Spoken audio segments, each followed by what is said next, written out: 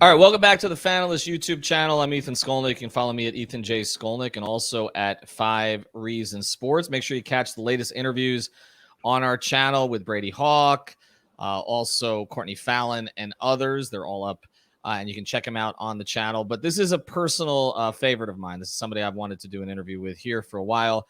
He's Nekias Duncan. You can follow him at Nekias NBA. You can also catch his work on the Dunker Spot podcast and also at basketballnews.com. And occasionally he still appears on the 5 Reasons Sports Network. We get him on there from time to time. Nekias, where are you coming to us from today? I am in Charlotte for now, but I am en route to Miami later today. Really? Yep, covering a couple games. So working on something. I was not aware. Look at that. See, this is when, we're going to go through the Nekias Duncan origin story. When you get to a certain point, I know when you get to this point, you just say, I'm working on something, because whatever it is so important that you got to keep it secret. Trust me, I know. You get to I've learned the tricks of the trade. Yeah, you're working on something. Maybe I'll see you out there this weekend. We'll see. I might be out there for one of those too. But let's get to it, because I think you have one of the most interesting stories in this space, and obviously you've been one of the real success stories in this space. And Brady, we had Brady Hawk on here. He basically spent 5 minutes of the 10 minutes talking about how much of an influence you've been on him in terms of your journey and now his journey in the NBA. But obviously Nekias covers the NBA.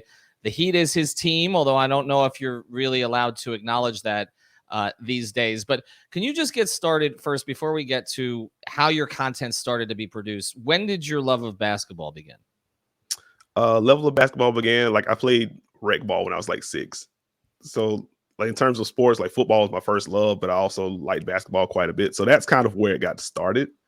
And as I got older, like I kept playing, and like video games were a big part of my life. So I started playing more of those. And then that's how I kind of got intro to more players. Because in a small town in South Carolina, like we had the Bobcats at the time, but like that's, so like the first team that I attached to was Miami as a child. So that's kind of where that fandom started. The Bobcats, I'm not sure they really counted at that stage. so I'm with you. I think that's been put in the past. But okay, you mentioned video games, and we're going to talk about that too, because obviously you play 2K quite a bit. And in fact, you just got the honor that your Twitter account is going to be featured on there. I think mine still might be. They don't have me sign the contract anymore, but just be prepared. The tweets on there are not going to look like your tweets. I'm just telling you. They're going to be a lot hokier with a lot less analytics and detail and strategy. It's going to be more rah-rah, so I just hope you're prepared for that. But I want to get into we're going to talk about the video game stuff, because I think it's interesting in terms of how some people have sort of learned the game and learned strategy. But obviously you have a knack for being able to read what's going on the floor. And Brady has that same knack, I think, too. Mm-hmm. Where did that come from? Because not everybody who plays the game, on a youth level or whatever, develops the knowledge of how the game is actually being played from a tactical perspective. I think that shift really came for me in high school. Like I always was interested in like the team building side of things, and that's kind of where the video game love really shines through with my basketball journey in general. But like in terms of actually focusing on that with film and stuff, like that really kind of shifted in high school, when it became very apparent, like, okay, like I'm not about to make a career out of actually playing basketball, but I love basketball, so I want to stay connected. So that's when I started. I wrote for my high school sports paper for a year.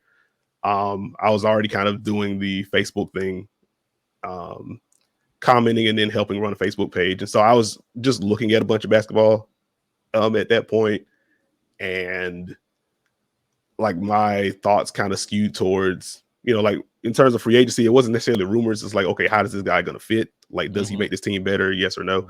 And so from there, it just kind of, I guess it just kind of snowballed in a way. Like I want to be more detailed. I started, Zach Lowe is probably the biggest influence on what I've done from a basketball writing perspective. Reading him all the time, eventually finding his podcast and other guys like that. It just turned into, okay, how can I be smarter about this? Let me find some people that are smarter than me. What am I missing? And if I see something that, I wouldn't have thought about that before, next time watching the basketball game, I'm going to pick up on that as well. And so it's just kind of building that base from that standpoint. It's interesting you mentioned Zach, because Zach's journey is fascinating, because he didn't come up through mainstream either. I mean, I remember when I was covering the Big Three Heat, which is kind of when I started to become familiar with you a little bit, because I would interact with a lot of the followers.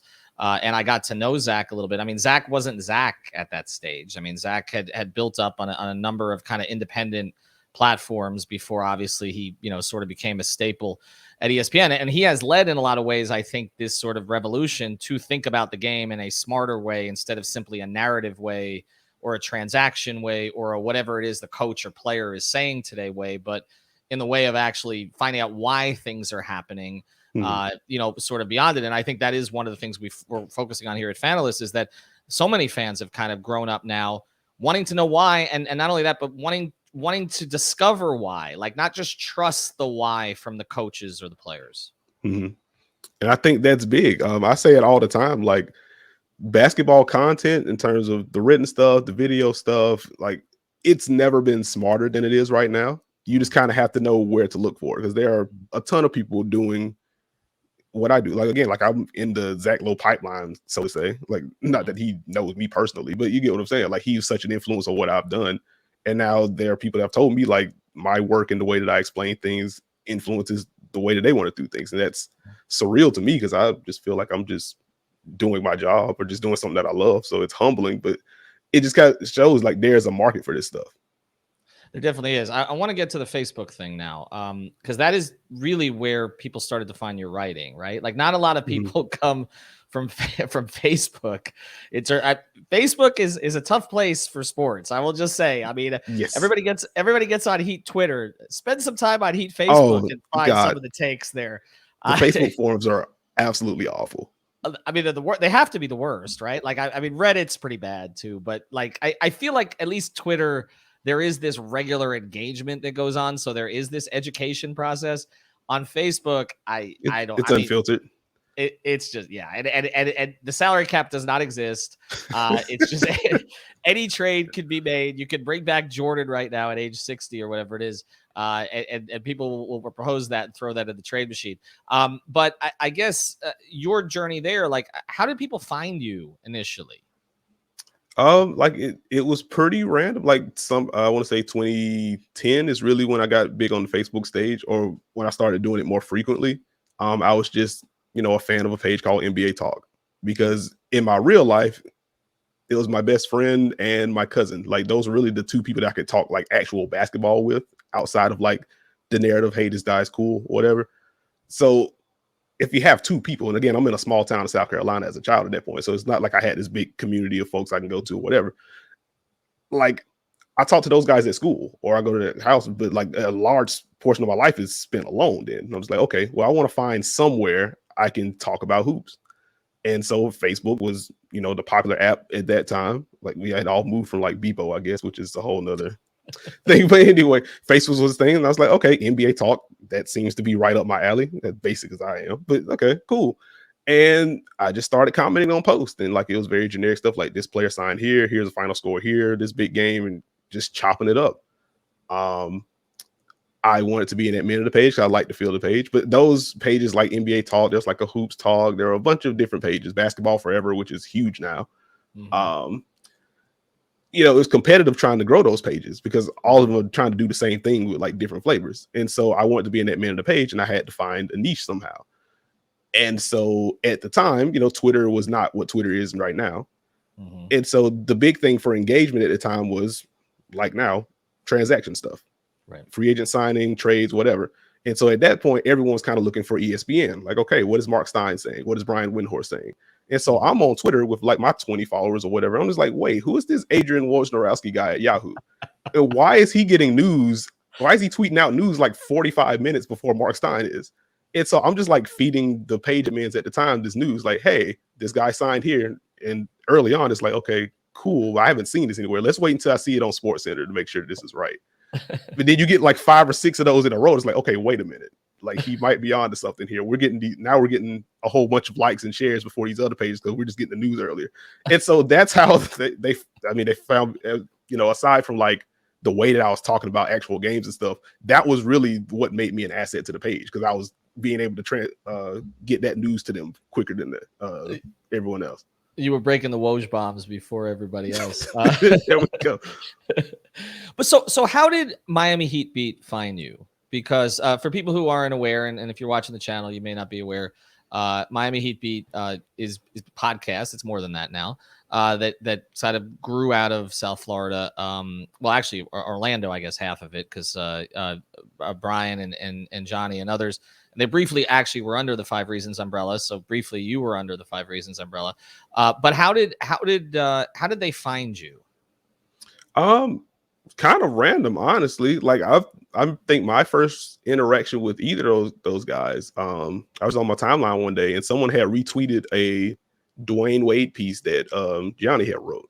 And I read it and I was like, one, it's Heat based, so like I'm interested. And also I'm just like, okay, like this is some statistical analysis that like you don't see every day. I was like, okay, this is cool. And so like we followed each other and we just kind of interacted on Heat stuff. And I eventually get a message, I believe, by Brian. He's like, hey, this is what we're doing over here. We'd like to have you as a contributor. With something. I was like, shoot, yeah, I'll talk about some Heat stuff. That's fine. And like, they are really the ones that gave me, not that I haven't had platforms before, but like, they're the first people to really give me a platform to just spread my wings and go. Like, I could go deep on free agency stuff I wanted to. I can go deep on like film breakdown stuff I wanted to. They pushed me harder than anyone to do podcasting because to this day, I still don't like speaking. It's out of my comfort zone, but like they were really the first ones like, no, you can do this. Like, hop on an episode with us. And then when I get on the episode, it's like, no, why have you only said 5 sentences? Like, talk. It's okay. I was on a couple of those with you, actually. I think. So it's like they were really the ones that I guess really saw in me like what I could grow into, and they not only saw that but also really poured into that. Like the story I always tell. Early on when they were first starting to get merch out, everyone was getting like Heat Beat shirts, and I didn't have a shirt yet. And I was like, "Hey, what's going on here?" It's like, "Oh, we're gonna send you a shirt. Give me your address." And so I give them like my shirt size, my address, or whatever, and I get a message like, "Hey, you should be getting your shirt today." I think I was at class or something like that when I got the message. Anyway, I get back home. There's this big box sitting on my porch, and I pull it in. It's like, this is heavy. What the heck is this? I open the box and it's a MacBook Pro. It's a laptop. And I'm just like, what is this? Because like at the time, like I was writing all of these articles and stuff on my phone. I didn't have a laptop. And like I get like, hey, hope you enjoyed your shirt. And I was like, wait, so this is not a shirt. What is this? It's like Brian and G and Alf, like a whole bunch had pitched in to get me a laptop because they knew that I was doing the writing from my phone and didn't have that access at home. And it was just like, yo, these are not only people that believe in me like professionally, like they care about me as a person. Like these are good people that I'm dealing with right here. And so that was just huge for me. Like they have been, I wouldn't be where I am right now without Heat Beat. No doubt. And I probably wouldn't have found you actually in terms of finding your content without Heat Beat too. So I'm glad for that. And then obviously, as we mentioned, others have kind of now followed your lead, including Brady, who I know has consulted with you at times on certain things that he's been doing. I want to get to now the next steps, because you obviously you form a voice at Heat Beat. You started to build a Twitter following from 10 or whatever it was up to something significant. What are you at right now? I'm at 47 and a half right now. But not 47 and a half followers, 47 and a half thousand.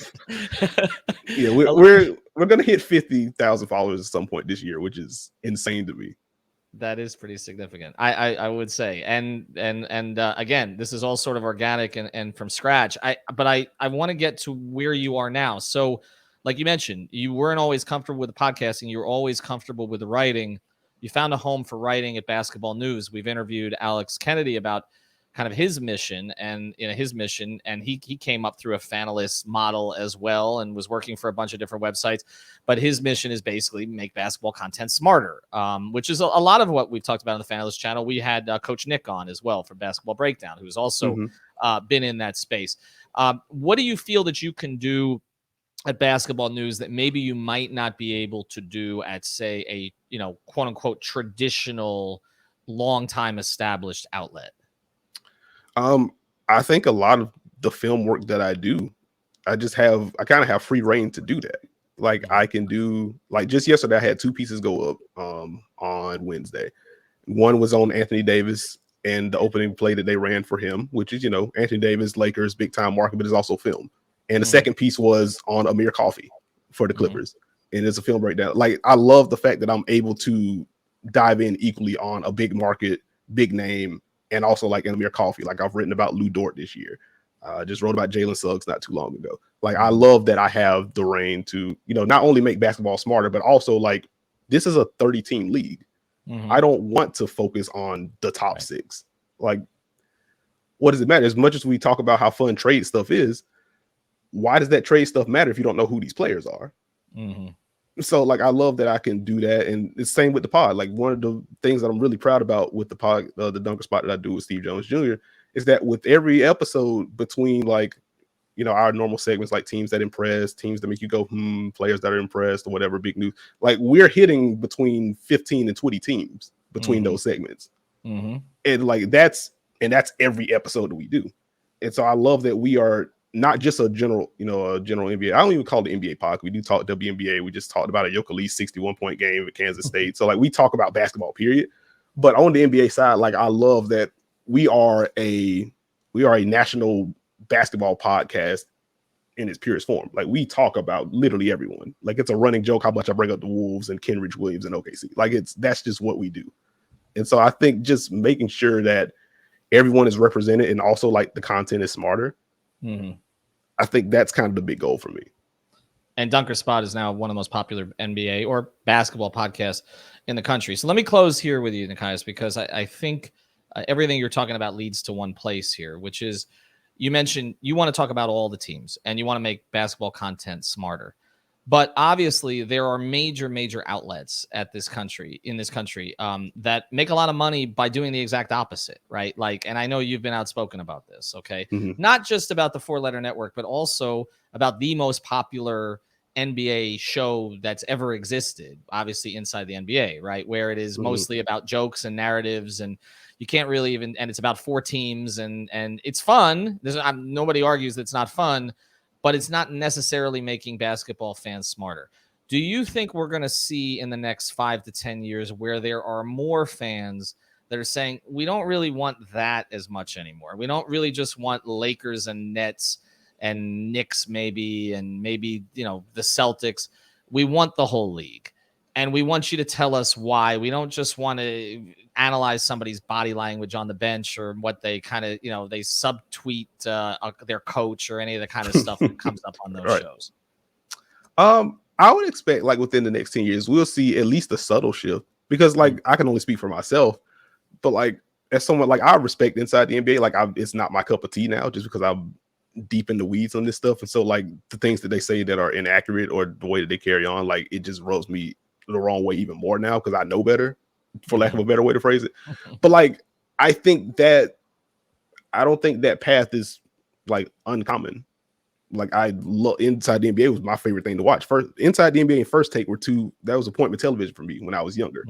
And the more I learned about basketball, the more frustrated I got because it just went from holy crap, Stephen A's preaching to like, wait a minute, Stephen A just said this, and this is not anywhere close to accurate based on the games that I've watched. It's the same thing with Inside the NBA, where one is just funny, it's jokes and stuff like that. But then when you get to like the halftime segments when they're actually talking about the game, it's just like, wait, no, like, why am I, random person on the internet, why am I able to have a better feel on what's happening than a literal Hall of Famer in Barkley, a literal Hall of Famer in Shaq? And it's like, I should not have a better handle on the league than 2 of the greatest basketball players to ever walk the face of the earth.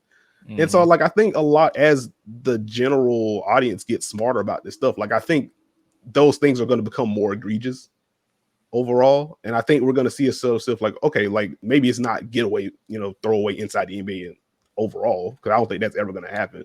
But I think it will get to a point where it's like, okay, we like 90% of Inside the NBA instead of 100%. We need to improve this 10% or you're going to lose me. And as more people are getting into video, we're starting to see newer faces in TV and stuff like that. Like, I think it's going to kind of lead to a shift. I hope it leads to a shift because I feel like the content has gotten smarter. And every time somebody tells me that they checked out Nekias's work and they came up with an idea out of it, and then they execute that idea, I'm like, okay, we're actually going the right direction. All right, follow him at Nekias NBA, Dunker Spot Podcast with Steve Jones Jr. Which is the one of the two of you that likes all the aging bigs? Oh, it's Steve, actually. It's Steve. or at Basketball News. Thanks, Nekias. Appreciate it. Thanks for having me.